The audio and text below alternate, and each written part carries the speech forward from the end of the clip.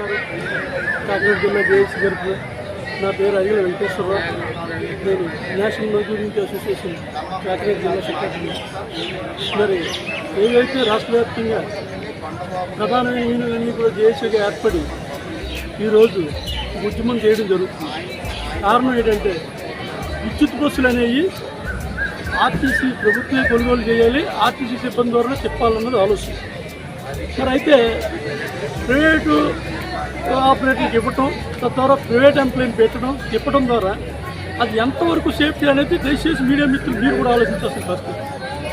ఈరోజు చూస్తూ మంచి స్కిల్ ఉన్న మెకానికల్ కానీ, డ్రైవర్లు కానీ, కండక్టర్లు కానీ, ఆర్టీసీ ఎంప్లాయీ ఎంత స్కిల్ ఉంటుందో మీడియా మిత్రులు ఎవరికి కూడా తెలిసింది. అలాంటి స్కిల్ ఉన్న ఎంప్లాయీస్ని పక్కకి తోసేసి ఎవరినో తీసుకొచ్చి ప్రైవేట్ బస్సు తిప్పుతాను అంటే అది ప్రజలకు ఏమైనా దానివల్ల ఏమైనా సుఖవంతమైన ప్రయాణం జరుగుతుందా? ఒకసారి దయచేసి ఆలోచించండి. అదే మాదిరిగా ఇప్పుడు ఎలక్ట్రికల్ బస్సులు అనేవి వచ్చినాయి.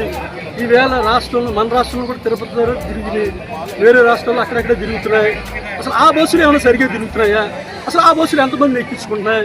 అసలు మీరు ఏమైనా చూస్తున్నారా? మీరు కానీ మీ అధికారులు కానీ ఆ బస్సుల మీద ఏమైనా రీసెర్చ్ చేసి ఉన్నారా? ఏమీ లేదు.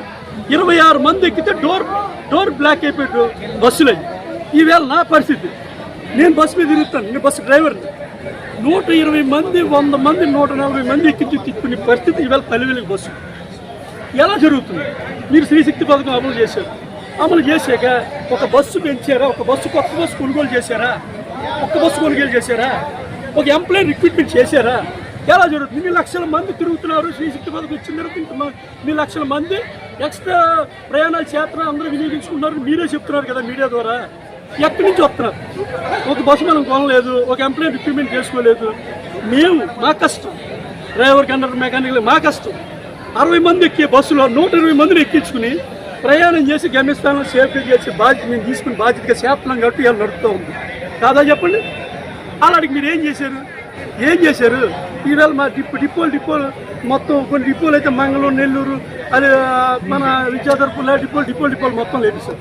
కాకినాడ డిపో పరిస్థితి చూస్తూ ఉంటే ఒక ప్రైవేట్ ఆపరేటర్ వచ్చి డిపోలో గేట్ తీసేసి ఇది నాది, నువ్వు ఇందులోకి రాకూడదు అంటే మిగతా చోట్లలో ఈ అధికారులు ఆ బస్సులు ఎట్టుకుని కొట్టుకుంటున్నారు తప్ప, నా దగ్గర ఇన్ని బస్సులు ఉన్నాయి, నేను ఇన్ని ఆపరేట్ చేస్తున్నాను కాకినాడ డిపో నుంచి, ఈ ప్లేస్ నాకు కుదరదు, ఇంకా ప్లేస్ కావాలి, నువ్వు ఇలా గీత గీసేసి ఇది నాదంటే ఎలా కుదురుతుంది అని ఒక్క అధికారి చెప్పే పరిస్థితి లేదు. అధికారుల పరిస్థితి ఆ రకంగా ఉంది.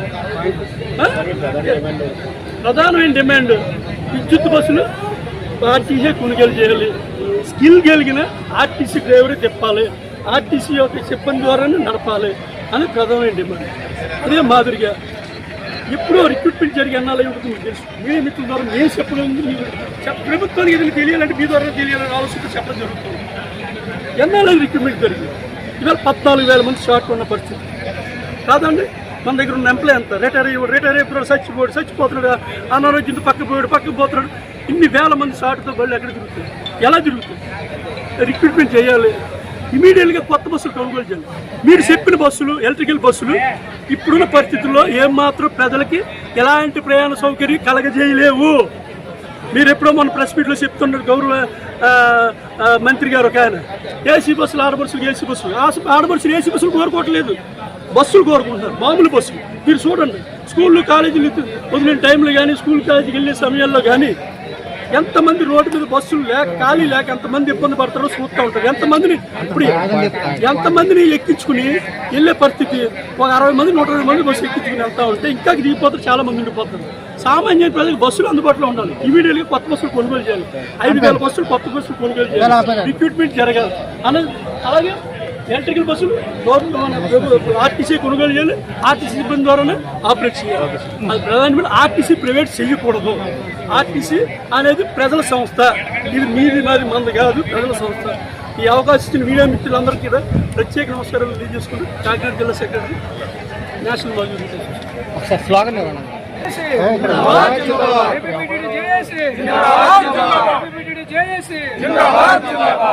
పోరాడతాం, మా సమస్యలు తీరేంత వరకు.